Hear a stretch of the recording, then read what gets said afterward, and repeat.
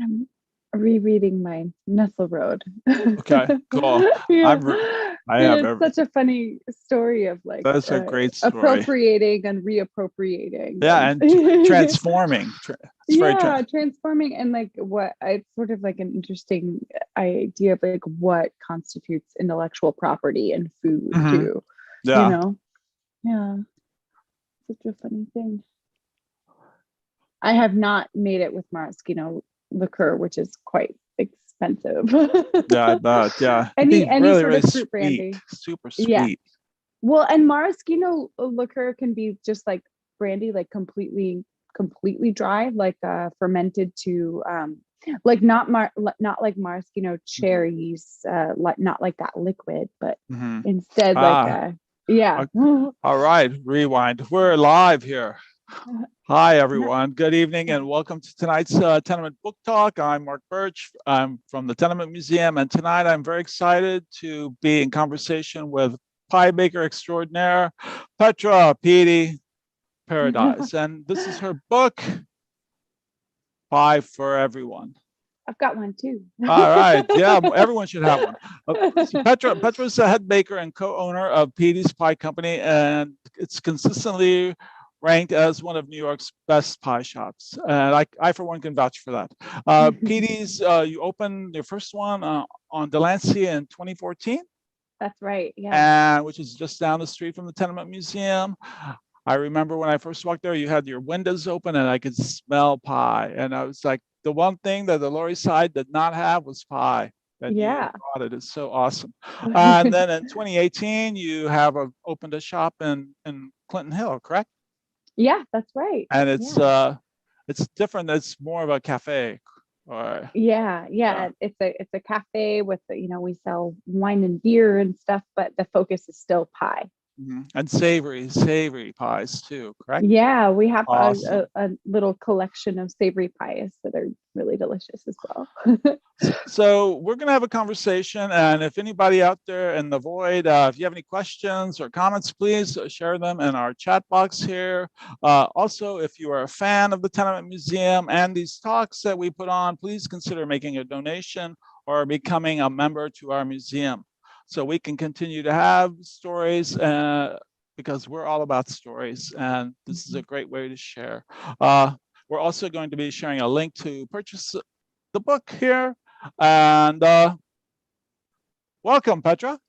Thank you. So, It's so nice so to talk about the book again. I like the fact that I know we talked about this earlier. Pie is a culinary vehicle. So, can you explain what that term means? I mean, I understand time travel and regional travel globally. So, but could you expound on that, please? Yeah. Well, I think something that's interesting about pie is that it's hard to define, but you know it when you see it. And and and you kind of know what is a pie and what isn't a pie. We know Boston cream pie is really a cake, even though it's called pie. But we kind of might have these sort of internal some personal idea of about what makes a pie and how you might define one. But there's a really big range of what a pie can be within those parameters. And so because of that, it's really versatile, and you can take a pie from season to season and it could become something completely different.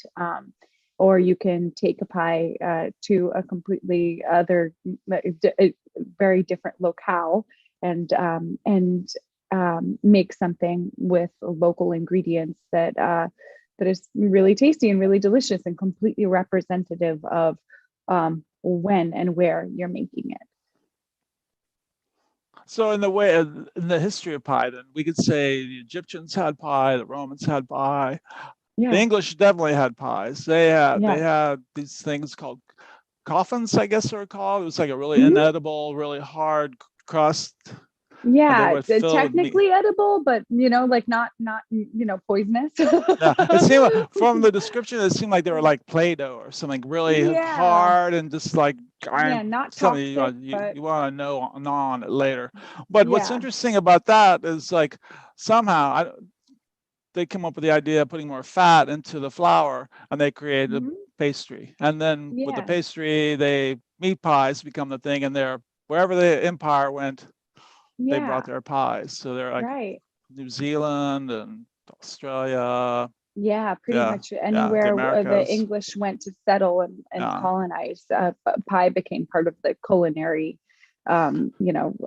scene in any of those How do areas. you how do you think they came up with the idea of putting more fat into it? Well, I Yeah. think that, I mean, the coffin, it was something between like a crust and a baking vessel, Hmm. and it's you would eat the filling out of it was the idea, but I don't know exactly, I imagine that it's something that like you could use if times were hard and you had to, or you could eat it if you needed to, or repurpose it.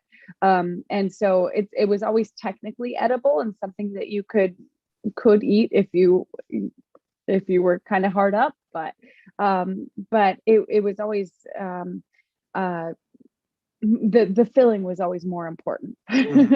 which Yeah. is really different from how I make my pies. The crust is just as important. The crust is Mhm. the vessel that holds it. It's crucial. Yeah, Uh, yeah.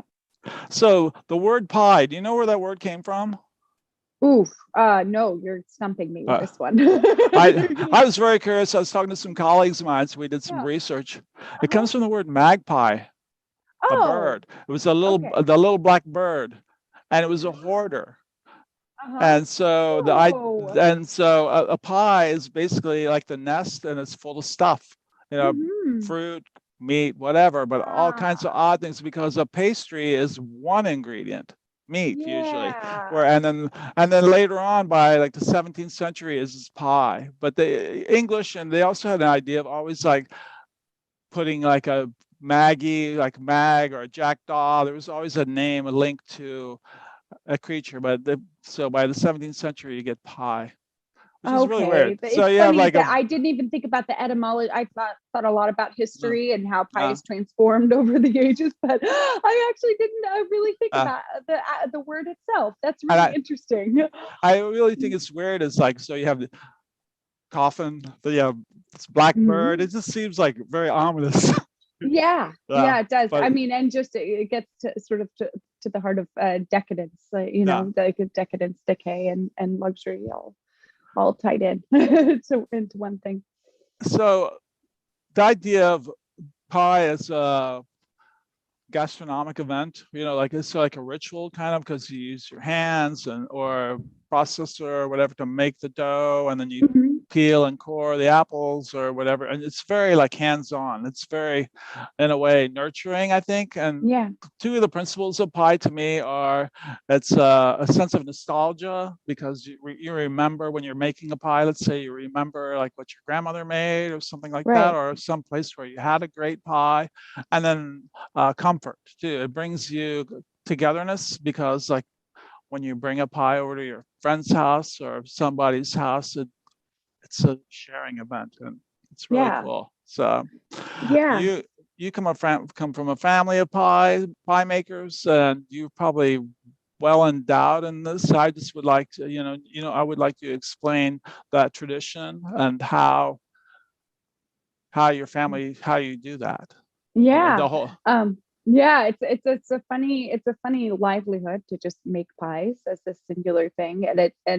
And funnier still is that I do it in a city 5 hours away from where my parents do it, Mhm. where I grew up. I grew up in a pie bakery called Mom's Apple Pie Company that my parents still run today. And they've always been super committed to it, even when I was a kid and it wasn't really making ends meet. They didn't know what else to do with themselves. And I grew up in the bakery. I At Thanksgiving is coming up. It's our Super Bowl. It's our playoffs. It's our big time of the year. And I didn't go to school during that week. My parents couldn't Mhm. afford the time to take me to school, and they also needed our help. So we were wrapping pies and getting pies for customers, and putting pies on trees for big fundraisers, and military commissaries. My parents wholesaled to commissaries. Oh, wow. Yeah. And so it was always such a big thing, and it was central to my life, but I also just sort of took it for granted. And that pie was like tasty and wonderful, and had this sort of magic power to get people excited about being together. I grew up in my parents' business, and I grew up. My parents bought our farm that they still live on today when I was 12, and so I grew up, picking strawberries and planting lots of pumpkins by hand, and it's hard work. And just having this very direct relationship with the ingredients and the pies themselves, and wanting to when I did open up my own bakery, I wanted to make sure that relationship was really strong between us as the bakers and the farmers, and getting anything that we could from local farmers, smaller farmers. To me, that's a really important part of what makes pie special, is like its ability to adapt to any season, and incorporate anything that is local, and turn it into something really special. So you're very interested. In your book, you mentioned like the sustainability, and you talk about like where you get your produce from, like where the particular dairy you get your milk and butter from, and who you get your blueberries from. And so it's all about working with nature, I think, and you give with nature, and you take from nature, and then you have this beautiful thing that's Right. representative of that interaction of. Yeah. And I think that's really amazing. I think. And it's funny because it makes people kind of will try to do like a little gotcha thing with me every once in a while. But like, well, how do you have cherries in December? And it's, well, like, New York farms are only going to have cherry season for a few short weeks. The best way you could support a New York farmer is buying their frozen cherries. Yeah. They freeze them for the rest of the year, and it's just excellent quality. And if you're baking a fruit, it doesn't really matter if it's been frozen. So I think that that's a really important thing. We live in modern times. We have the luxury of refrigeration and freezers, and we should use that. And we shouldn't turn our noses up at frozen things as if they're anything other than what they are, which is just like, the best way for modern small farmers to make money out of a short season produce.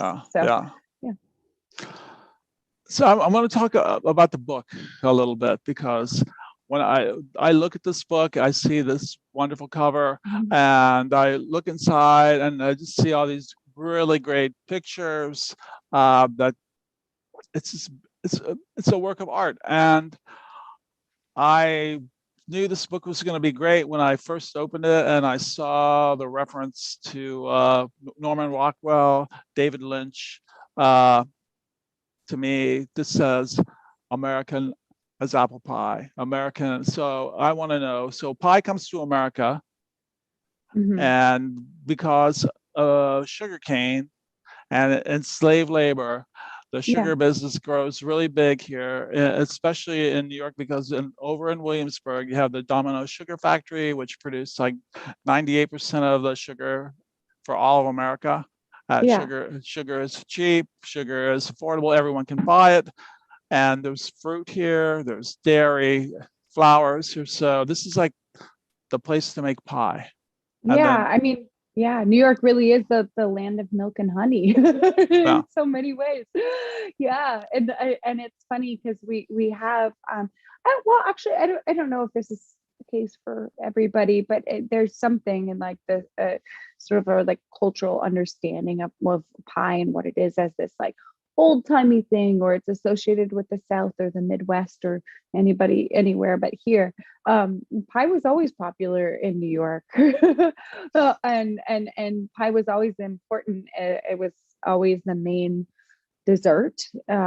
If you look at old menus of old New York City restaurants, it's pie, pie, pie, and pie, and some ice cream too. And Mhm. so pie is just as much a part of New York's culinary history as anywhere else. And pie. New York is one of the original colonies, and so of course it's going to have a strong history of a strong culinary history that is like related to well, anything that is brought over by Europeans.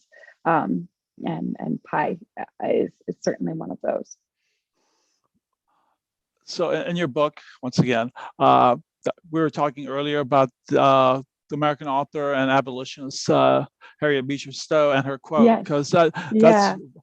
this book is loaded with little kernels of wisdom and interesting stories. This one is really great, and I feel like it really fits in with the whole idea of the Tenement Museum. I'm just going to read the whole thing. Yeah. This pie is in English. The pie is an English institution that, when planted on American soil, forthwith ran rampant and burst into an untold variety of genre and species. Not merely the old traditional mince pie, but 1,000 strictly American seedlings from that main stock evince the American housewives to adopt old institutions to new uses. Yeah. So they had this idea of a pie, and then they're surrounded like but totally different palette, Yeah. Yeah. and then they just start putting stuff together. Like you were naming some pies I'd never heard of. Could you Oh yeah. I yeah. mean, I love that. When you continue that quote, she's mentioning things like huckleberry pies and green currant pies and Marlboro pudding pies, of which is a recipe in here.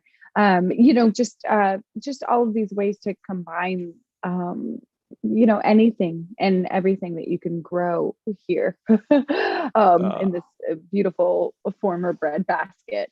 And Yeah, another thing that's sort of an interesting aspect of this that um, is that so many agricultural contributions of like in the indigenous people of the Americas were brought back to Europe very swiftly upon their discovery. Like potatoes and sweet potatoes were like a favorite of Henry VIII. They thought oh wow. that back then that it was like an aphrodisiac, and pumpkins as well. And so like all of these things that are all of the potatoes and pumpkins and things and squash, and they're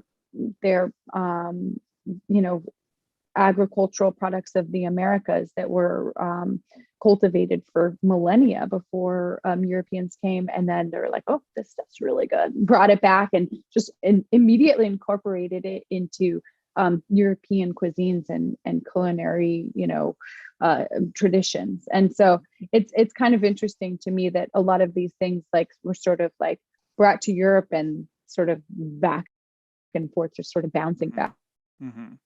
and forth as well. Like pumpkin pie would be one of them. I think that's the interesting, and that the history of pumpkin pie is especially interesting. Yeah, Um, yeah. yeah, and that it took me like making a pumpkin pie in a really different way to think like I'm probably not the first person who's done this. I'm going to check this out. And so the pumpkin pie research was kind of fun for me for that reason. Somebody asked a question. They want to know the difference between a chess pie and a regular pie. Oh, okay. So Yeah.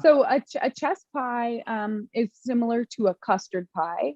A custard pie a custard filling, a custard of any sort would be made of milk and cream typically, and eggs and sugar.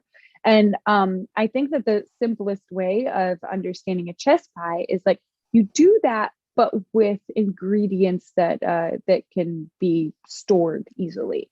So my chess pie has, like my lemon chess pie, for example, has the bones of it without the lemon are buttermilk and butter and eggs. There's some cornmeal in there to thicken it a little bit, and plenty of sugar. There's a lot of sugar. So we're kind of funny about eggs here in the US in the sense that we refrigerate them and we think of them as extremely perishable. But in most other, I don't know if I should say most, in many other countries, they simply just keep them out at room temperature. So a lot of people think of and they can actually last quite a while that way. My parents raised chickens. And so when I'm at home, but just, we don't refrigerate eggs, we just have them out there.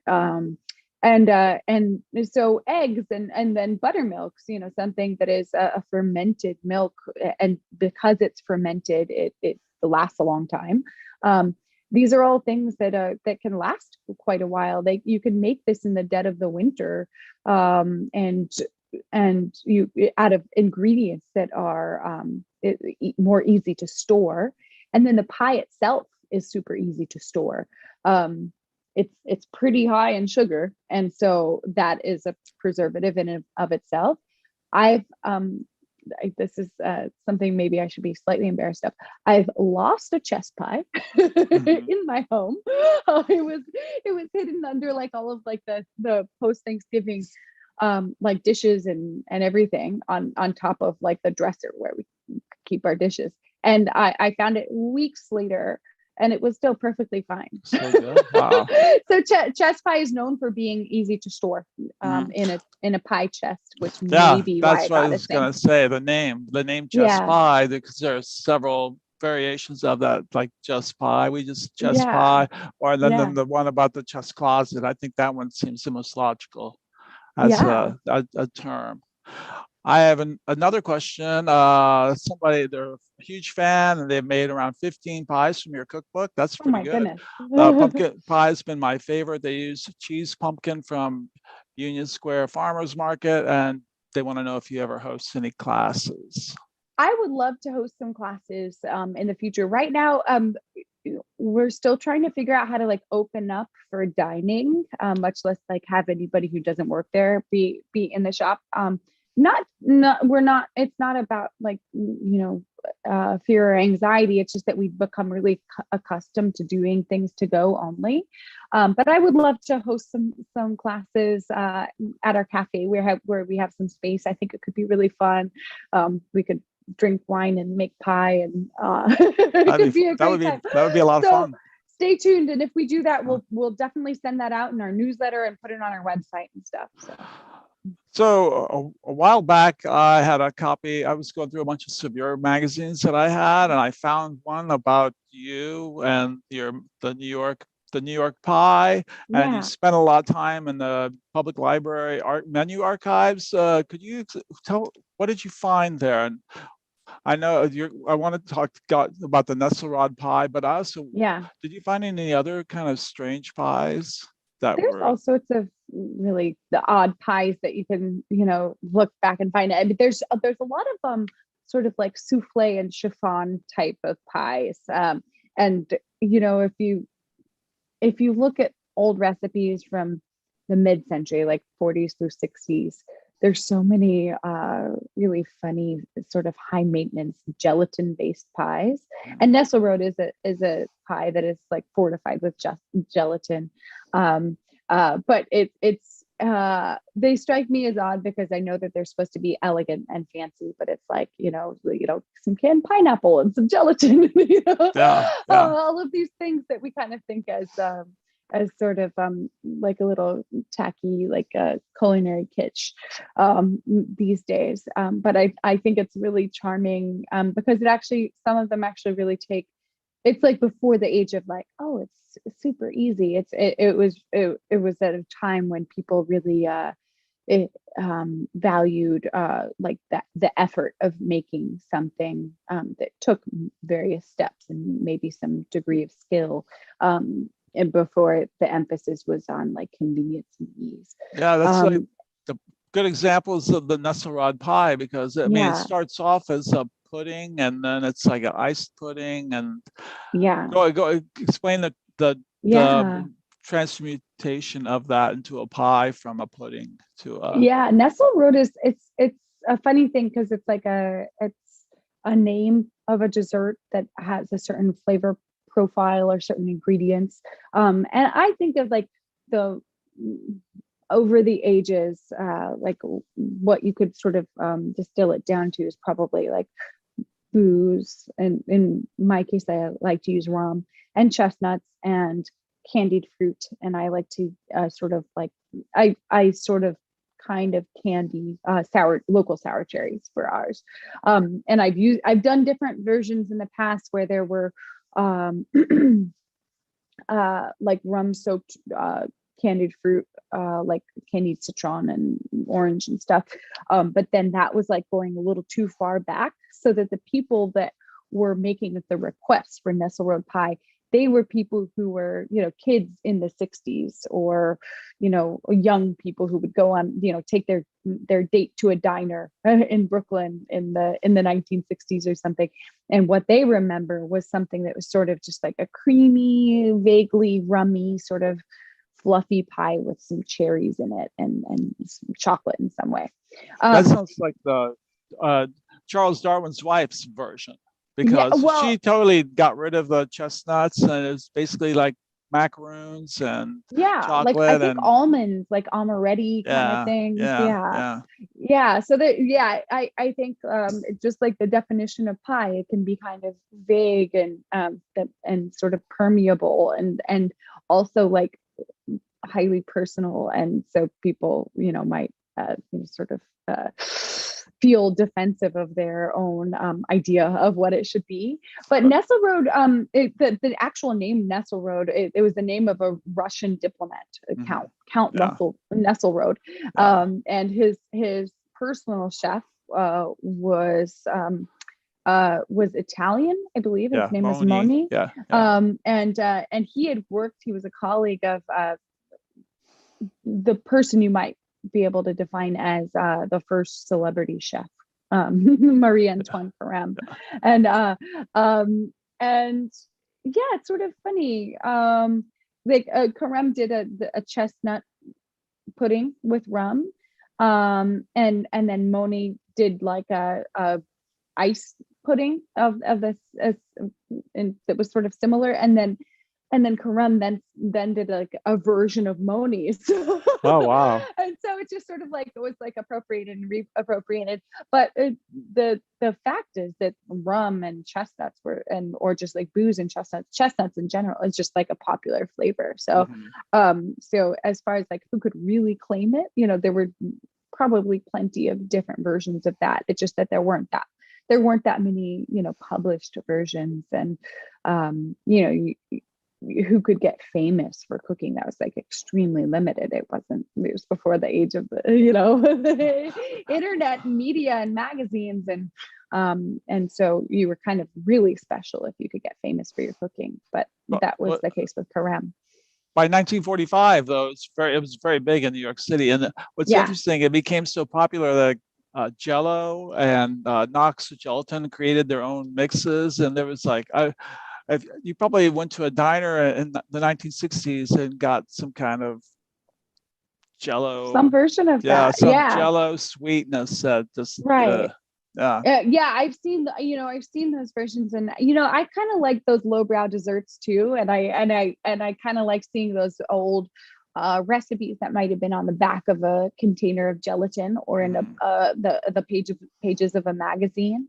But I would say that it certainly evolved. It was like a famous enough flavor that, there were various like reproduction recipes that with the goal of simplifying and, taking a lot of the complication out of the process of that pie. But to me, that's what made the pie so special, is that it is sort of complicated, and it is like a relic of this era when people would spend a great deal of time on something. And the woman who popularized a Nestle Road pie and sort of turned it into like a household name in New York, and really like only like New York and the surrounding area. It wasn't popular across the United States. It was this popular and like in vogue dessert in New York. Her name is Hortense Spire, and she made these pies, predominantly these, a few other kinds, but she made the Nestle Road pies, and she supplied them to all the steakhouses, all the seafood restaurants, any like hot, fancy fine dining kind of place in New York would carry her Nestle Road pies. And from there, it became a more ubiquitous thing that you would see sort of like perhaps inferior or more simplified versions of in diners. You reference her as a pie maven, so she Yes. must be one of first of many. I have a question here. So somebody wants to know who your favorite pie makers are, and if you have any favorite pie cookbooks. Oh yeah,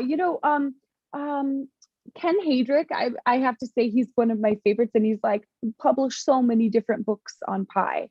I really admire Hortense Spire for being such a force of a person, and sort of becoming like this. I think it's just amazing that in that day and age, just being the pie supplier for all of these places in New York is such a special thing. But Ken Heydrich is somebody whose like perspective on pie I really admire, because he's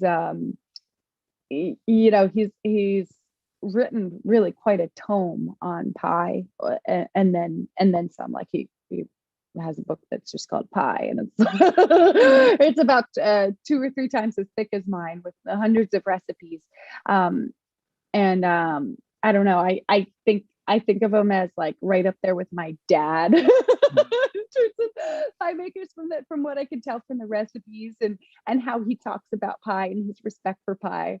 And yes, of course, my dad is my other my other favorite pie maker.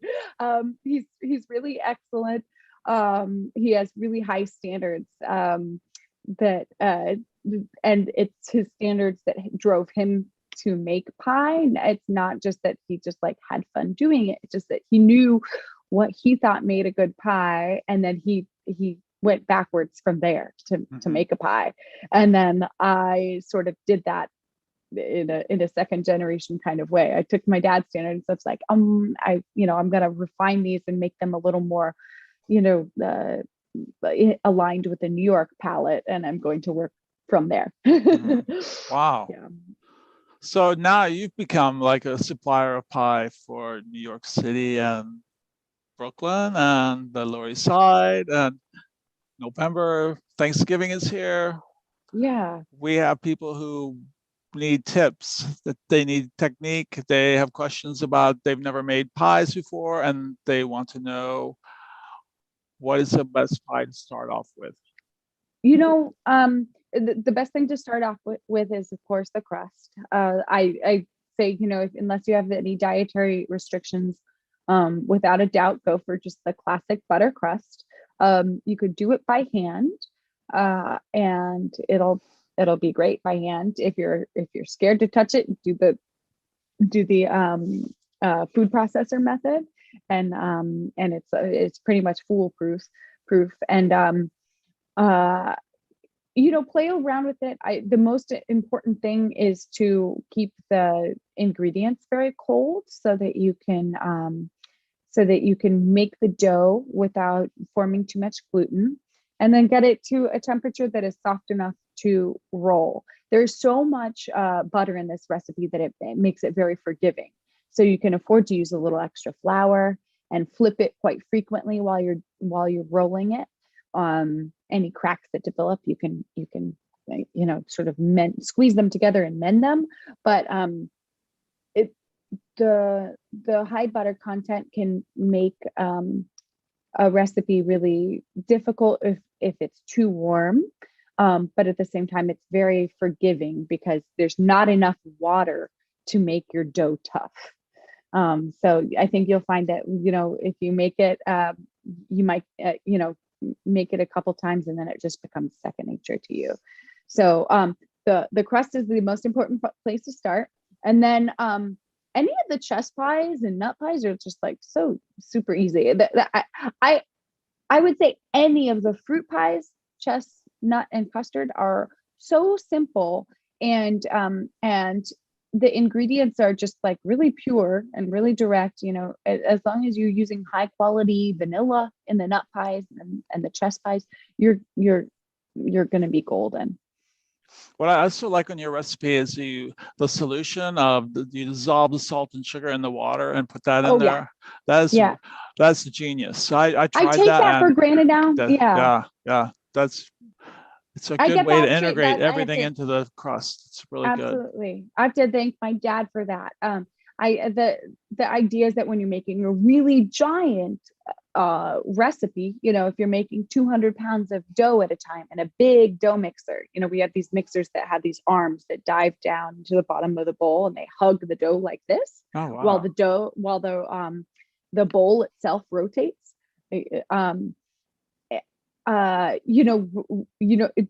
heavy salt and sugar would sink to the bottom, and you don't want that, so you would incorporate it into the liquid. But I find that it makes a difference even if you're just making a single batch at home, and it just like one little pie. It makes a difference in the flavor of the crust, and I have never seen that in any other pie crust recipe. And aside from the high amount of butter, the high butter to flour ratio, I think that's what sets my recipe apart. And it's hard to define exactly, and it's hard to quantify exactly why that works, but it works like a charm. How about Pyrex or tin pan, a metal pie pan, Oh, or Pyrex or Pyrex? metal? Oh, I actually really like just cheap metal pans. Mm. I like ceramic pans for like personal reasons, and I think that they can like transfer heat really nicely in something that's gonna like cook for longer. But there's nothing beats the convenience of like a disposable or reusable aluminum pan. Okay. And they're super handy for blind baking. I'll just put like a crust in the metal pan, and then I'll put a second aluminum pan right on top, and it's better than using pie, baking like beans or anything like that. Pie Mhm. weights. Okay, Yeah. so the tenting is better than the pie weights. Okay. Yeah, I like Yeah. putting it, just like sandwiching it between those two things. It's really convenient in a commercial setting, but at home it's actually more convenient in some ways, because if you don't have like a convection oven that is blowing the little Yeah. aluminum Yeah. tubes Everywhere. off, Yeah. it's helpful. Yeah. So, how many pies are you guys going to be producing over the Oh my next God. couple of weeks? Okay, it's not actually just over the next couple of weeks. Yeah. It's Yeah. over the past few months, because Yeah. our production team has been working at a high capacity every day, and doing an incredible job. And I come 2 or 3 times a week, depending on what kind of prep we're doing, and I load a pallet of materials that they've been preparing into my car, and I take it to a cold storage facility so that we could like freeze the bottom crust, which actually is really good for the crust. It makes the crust even flakier. We are preparing for, our vague estimate initially was like between 10 and 14,000. I'm thinking it's going to be around 13,000 pies. It's just wild. Whoa. Yeah. That's really great. So, Yeah. what are the top 3 or Oh, 5? Give me top 5. okay. Yeah. I bet you can guess the top 3. Wait, do you want to guess the top 3? I would say probably pumpkin, pecan, Yep. apple. Yep, Yeah. that's it. Yeah. And then beyond that, since our we're famous for our chocolate chess pie. Chocolate chess is up there as well. And then I would say it's either I wish it was sweet potato, but it's not. I think it's probably either cherry or blueberry. Yeah, up there. Let's talk about pumpkin pie. Mhm. So, what's in those cans? those Libby's cans. It's not really pumpkin. Squash. It's squash. Yeah. I'm sure I'm So a whistleblower on the yeah, whole industry. yeah, Yeah. yeah, It's yeah, squash. yeah. It's technically a squash. I mean, for most people, you wouldn't really, if you were just faced with like a chunk of, pumpkin or squash meat, you wouldn't be able to really tell the difference, but you might prefer the butternut squash or a neck pumpkin or something like that. Dickinson pumpkins are technically squash, and that's what you find mostly in those, cans of Libby filling. My dad grows a lot of neck pumpkins, which are like, they kind of look like butternuts, but like really extended, like curved sort of neck, like long gourd kind of pumpkins. And he uses a lot of those in the pies. I mean, he uses, they grow a bunch of different kinds, so they use a bunch, and I usually go for like a carload of those once a year at least. But we use kabocha. Oh yeah, the Pumpkins, green ones, like the green. squash. Yeah, We yeah. actually use those bright orangey, like red, Okay. sunsetty colored ones. And butternuts for the most part, sometimes honey nuts, it depends. But we use just a nice blend, and they're sweeter and sort of more pumpkiny. It's what you associate pumpkin flavor with, is actually, any of those winter squash that are sort of orange and sweet. I like in your book, you talk about the first pumpkin pie with the Pilgrims, and it's Yeah. basically a hollowed out pumpkin with custard Yeah. and fruit, and it's no crust. Yeah. If anything, Yeah. if anything, they might have just, filled some pumpkin, a hollowed out pumpkin with some sort of custard, Yeah. and baked it, which kind of, I actually haven't tried that yet, but I imagine it would be really good. Yeah. I want to talk about what I think is really cool is the story of a la mode. Uh-huh.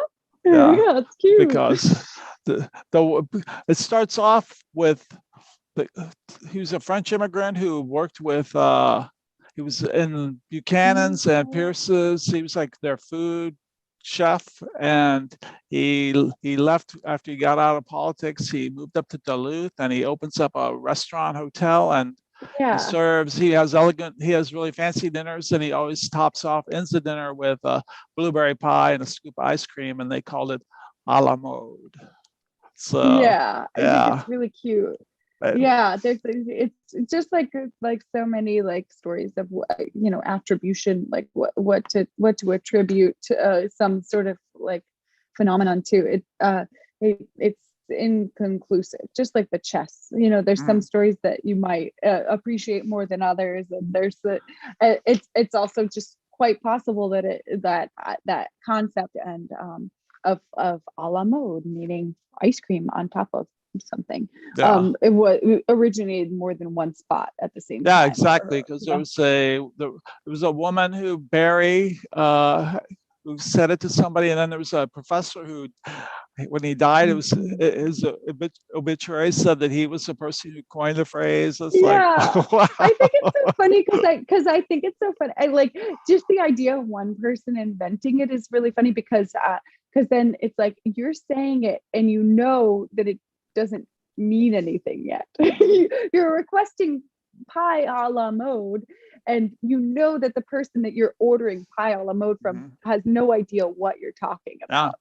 Well, in order to invent it, then that means like you're the first person who says it, and when you order pie a la mode, your waiter's going to say, "What are you talking about?"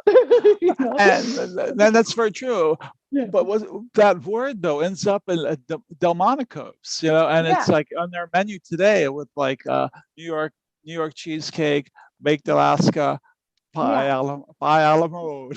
Yeah, it's just so like cute. it is cute. It's very nostalgic. I love this whole thing where just like to make something fancy and special, we make it sound French.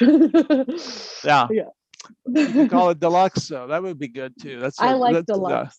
Yeah. So I have a question. If somebody's going to make a sweet potato pie and a chestnut rum chess pie from your book, and they want it for Friendsgiving, and do you have any tips? for them? Okay, I want to say first and foremost with the chestnut rum pie, there have been so many times where people say, I don't know how much rum I'm supposed to put in it, but there's it references another recipe within the book.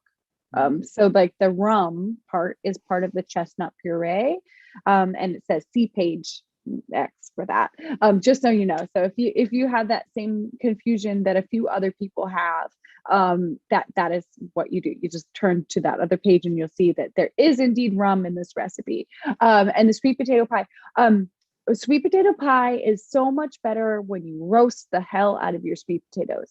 If you really caramelize them, and I don't know, my dad just like cooked sweet potatoes a lot when I was little. That was like a staple in our household. He would just have them in the oven, and he would just stab them repeatedly with the knife. And then when you bake them in the oven, there's sort of like this it looks sort of like a burnt marshmallow sort of thing that comes out of those little holes, those perforations in the skin.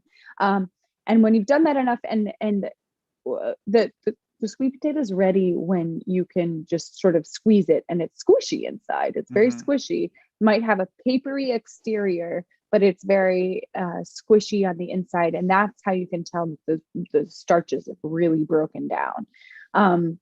That is when your sweet potatoes are ready. And that is how you're going to get a really, really nice, deep, molassesy sweet potato flavor out of your sweet potato pie. If they're not roasted all the way, it doesn't have as deep a flavor. So that is my recommendation with the sweet potato pie. You can also add whatever spices you want. I like for my sweet potato and my pumpkin to be distinct, because I like to have both of them.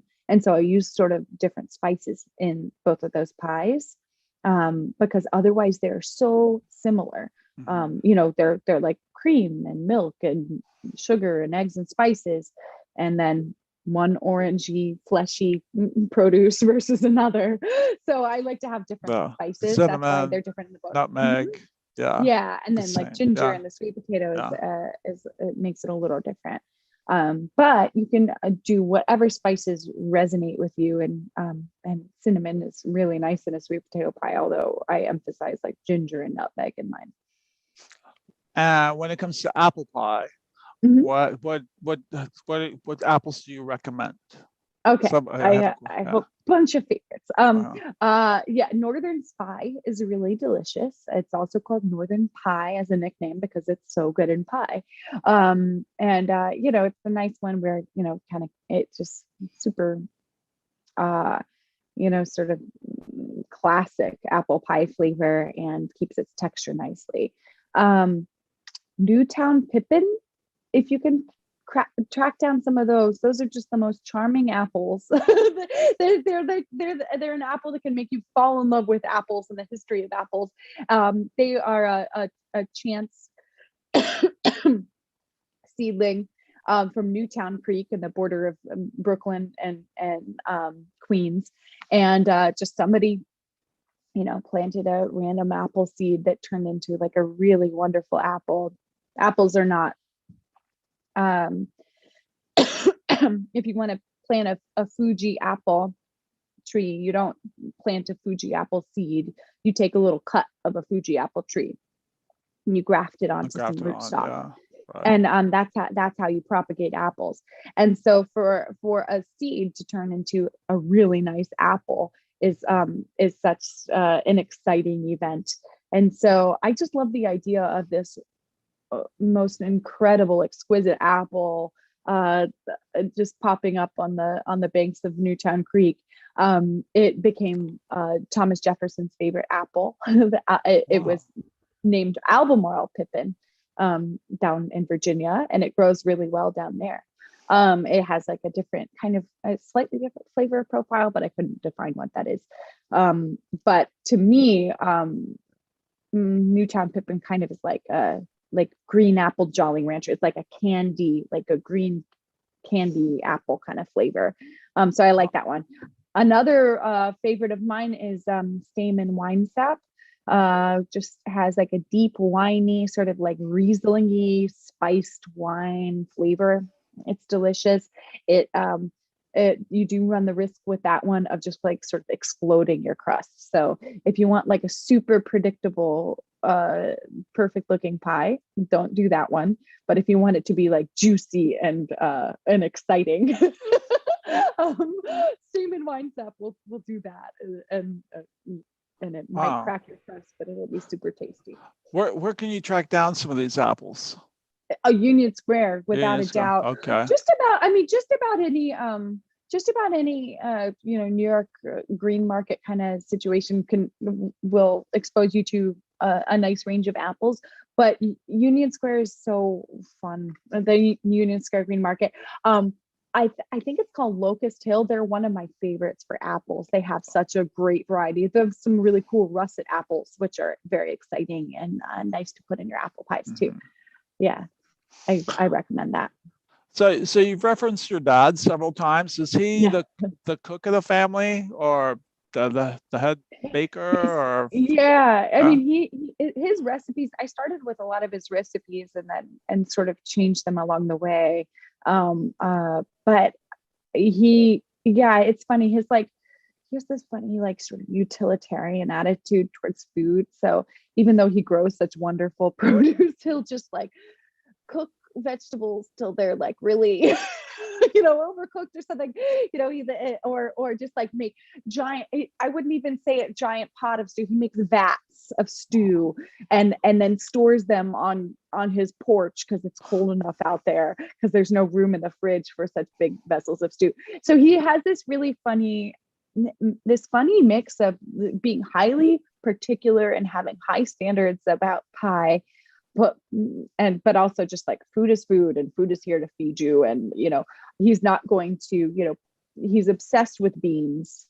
He could literally talk for hours about beans, and whatever beans he's growing that year. But he's not going to pick them when they're young and tender. He wants to maximize how much food he can make with the acres of land that he grows it on. So he's got a some strong opinions that might seem incongruous, but I think they actually all come from the same place, and it comes from like high standards of either efficiency or flavor or something, one or another. It's all about high standards. Wow, that's cool. I've met people who say they're not a pie person, and how do you convince them they're not a pie person? They are a pie person. They are a pie person. Yeah, how do you tell them how do you do wrong? that? They just have to have something good. I can't blame anybody, because I know that there's plenty of mediocre pies out there. It's there's plenty of pies that just cost a few dollars in the grocery store, and they might do the job. They might do what they need to do, which is like complete a meal, like a traditional meal or something, but they don't really excite you or impress you. But I think that if you're going to take the time to make one, you should really think about what you want in a pie. I can't blame anybody for thinking that they don't like pie just because the standards can be pretty low. But pie can be like extraordinarily delicious, and you can really, really like when you give somebody a pie with a really delicious crust that shatters and that's tender, that your fork doesn't go through one layer and then stop at the bottom because it's too tough to get through.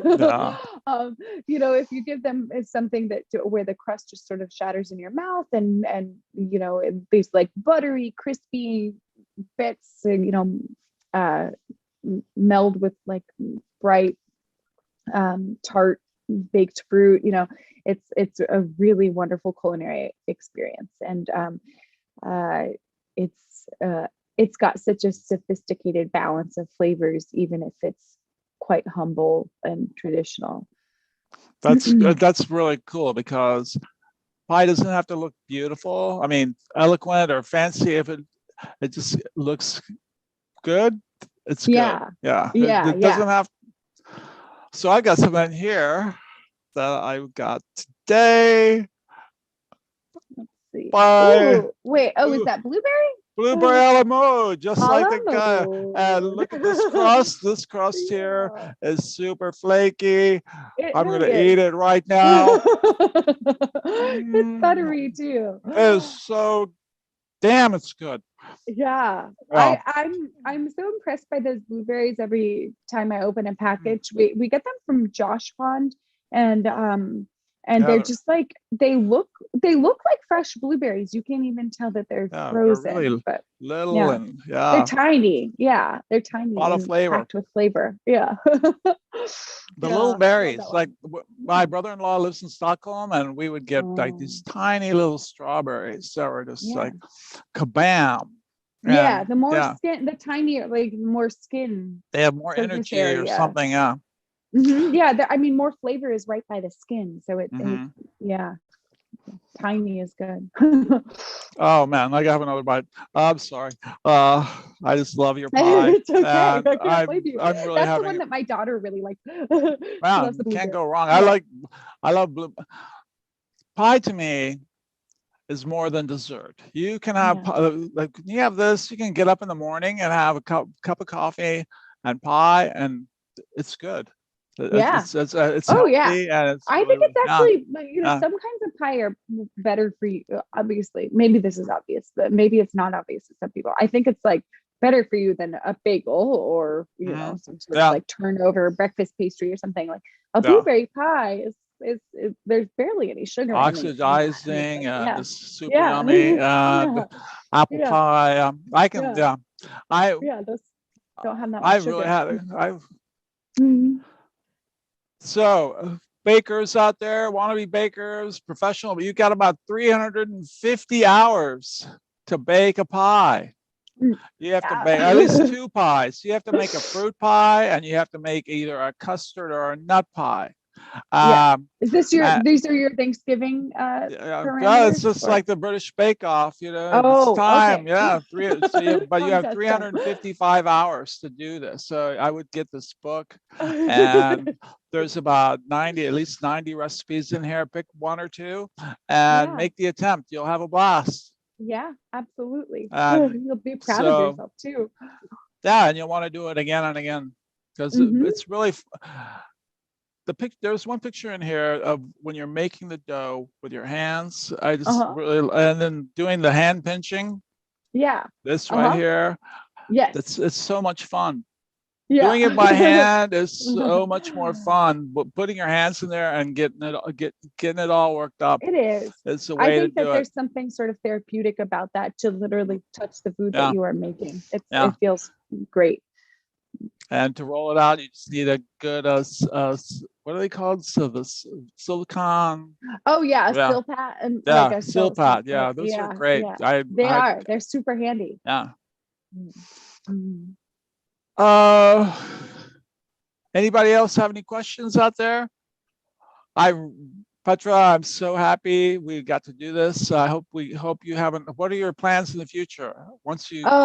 More books? I would love to do another book at some point. I would love to do more classes. There's like or some classes, because there's interest in that, and it's just a really fun way to connect with people and sort of like assuage any concerns that they have about their ability to bake. You can bake, and I'm happy to like sort of like coach people through that and have fun with it. So it's just we're just gonna keep on living this pie dream in New York. maybe when we can have live book talks, we could do one in one of our kitchen we have, and we could do a demo. That would be awesome. I would love to do it. That would be in a heartbeat. That would well, I want to get we got to get you into the museum. We're gonna get you in there. I want to let's do it. Yeah. So I guess, I've had a great time. I hope you did too. Me too, yeah. And you people out there, thank you for tuning in. The book, Pie for Everyone, we're going to share a link here. You can buy this book from our shop online. If you can't bake a pie, just order one from them. Is it too late to order a pie from you guys? No, we take them up to the Sunday before, and we've been doing 3 months of prep, so we're ready for you. All right. And yeah, but I'll also drop off some special Pie for Everyone tins at the Tenement Museum, so that you guys can have them along with your book. Yeah, that would be great. if you purchase at the Tenement Museum. That's awesome. All right. My favorite aluminum kind. I was torn because my grandmother used to always make with aluminum pans, and then my mom used Pyrex, and she goes, like, because you can hold it up and see if the bottom is like that is handy. I think if there's anything like a custard pie, that could be handy. But yeah, as you find your way with the recipes, you could probably know. Yeah. After a while, you can tell by smell and just by the look, because you want, like, what's really interesting too in your book, the pie crusts are dark, so which is good. Yeah. You kind of have to do that. Very with nutty. That, yep. And it just like, just like brown butter, it just enhances the flavor. Brown butter, that's another thing that's very crucial. Yeah. Okay, I guess so long for now. All right. See you soon. I'll be by the Tenement Museum really soon. Thank you. Okay. All right. Bye, everyone. Bye. How do you turn